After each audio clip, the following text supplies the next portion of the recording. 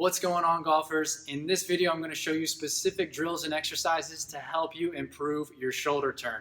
Hey golfers, Joe here from Pure Drive Physio and Performance. If you're not aware of who I am, I'm a physical therapist, certified strength and conditioning specialist, and a Titleist Performance Institute certified practitioner. Before we get any further into the video, if you would like to see more content like this so you can improve your golf swing and play the best golf of your life, please make sure you hit that subscribe button down below. Hit that notification bell as well so you get notified when new content gets released. And if you find value in this video, hit that like button and leave me a comment below and tell me what you liked about this video. All of those things really support me and the channel, and I really appreciate any and all of those actions. If you would like to figure out exactly what areas of your body you need to be working on to have the most efficient and optimal golf swing, you want to make sure that you check out my free Ultimate Mobility Checklist for golfers down below in the description. With that checklist, you'll know exactly what areas of your body you should be working on and what areas to not waste any time on. If you haven't seen the first part of this series, please hit that link up above to see if this is even something that you need to be working on. So if you watched the first video in this series to see if you have enough mobility for your shoulder turn and you failed one or both of those tests, no need to fear. We're going to go over the first part to improving your shoulder turn right now. I'm going to give you 3 specific drills and stretches that are going to help improve the mobility of the muscles surrounding your mid to upper back, as well as improving some of the joint mobility around your mid to upper back so that you will be able to rotate much more efficiently and easier in the golf swing. So without any further ado, let's get into those 3 drills right now. For this first drill, we're going to be working on mobilizing some of the soft tissue and primarily the joints of our mid-back utilizing a foam roller. When we bend backwards, our joints in our mid-back essentially move in the same direction as when we are rotating. Therefore, if we can improve our motion while bending backwards, we can improve our motion when we rotate. Some keys to think about when performing this drill is that you only want to perform the drill with the foam roller between the big bump at the base of your neck and all the way down to the last rib in your torso. When performing the drill, you do not want to overextend through your low back, so you really want to think about keeping your ribs down the entire time and not letting them flare up towards the ceiling as you're extending backward. Another big key when performing this drill is to make sure that you are breathing appropriately throughout the drill.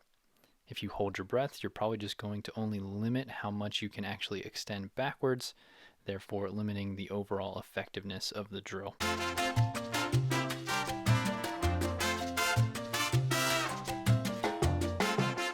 So for drill number 2, we're going to stick with the foam roller and mobilize some soft tissue, in particular the lats. The lats run all the way from our lower back all the way through our mid-back and ultimately insert onto the upper arm bone in our shoulder. Now the lats can limit our ability to turn through our mid-back and our shoulders in various ways. The most notable way is through the lead arm. If our lat is tight, we are going to be unable to keep our lead arm straight as we're going into our backswing, and a lot of times we end up standing up because we are unable to do that, or our lead arm bends at the elbow because we cannot keep it straight as we're reaching across our body. So when performing this mobilization with the foam roller, you'll want to be on your side and have the foam roller pretty much along the area just beneath your armpit, along the muscular area. We do not necessarily want to be right on the bone, and I know that this area there's not much to work with, but that's where you want to be. So have your arm kind of up overhead as shown in the video like I am, and you're going to be on your side but not directly on your side. You're going to be slightly facing upwards towards the ceiling with your chest. You really only need to spend about 30 to 60 seconds on each side. Our last drill that will really work on improving our mobility through our torso is called turn and tilt. You're going to be sitting on the edge of a box or a chair, and you want to bring your knees and your feet together and keep them together throughout the drill. That will help to lock out the low back as best as we possibly can. You're going to then cross your arms against your chest. You're going to rotate as far as you can towards one way.